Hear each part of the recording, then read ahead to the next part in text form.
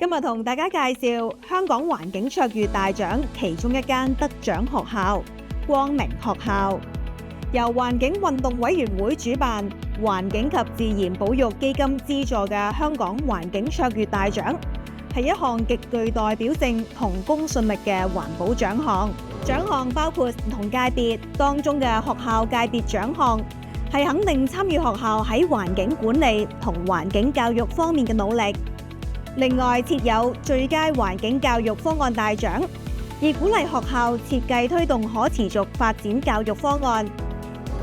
嚴校長你好啊，你好，可唔可以分享下點解你哋學校咁落力推動環保教育嘅？好啊，發展可持續教育咧，喺呢個價值觀教育底下咧，係一個好重要嘅一環嚟嘅。如果佢哋將來想擁有美好嘅環境嘅話咧，咁呢一刻咧，所有人都要一齊努力啦。除咗理念之外，執行嘅方式都好重要㗎。嗱，嗰邊咧好似玩得好開心喎，我哋過去問下。你好啊，謝主任。你好啊。你哋學校咧係點樣鼓勵學生投入參與環保活動㗎？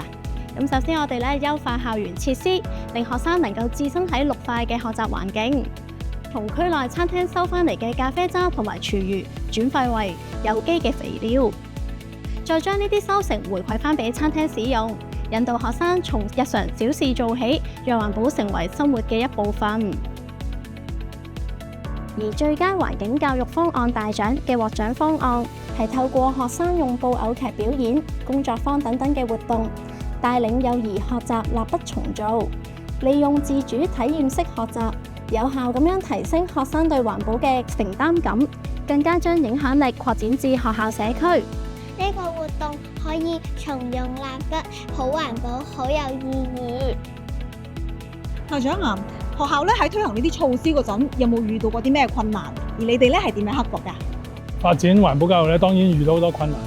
所以學校會善用例如環境及自然保育基金、康文署綠化校園資助計劃等嘅校外支援，去推展各類型嘅校本環境教育項目。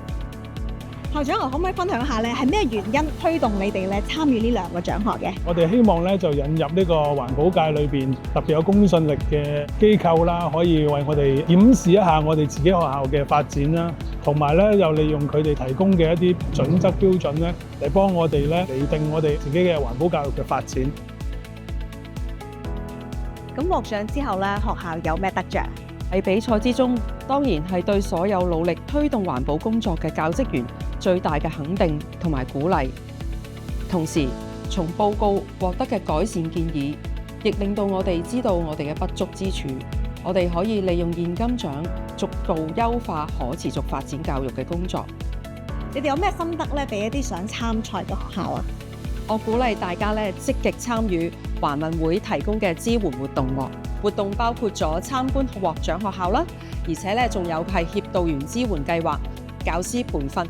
咁呢啲嘅互相學習咧，就令到我哋可以明白綠色學校成功嘅秘訣。參與香港環境卓越大獎咧，對學校嚟講咧係一個有趣嘅旅程，可以一步一步帶領學校向住唔同層面前進，喺環保教育路上咧不斷咁攀升。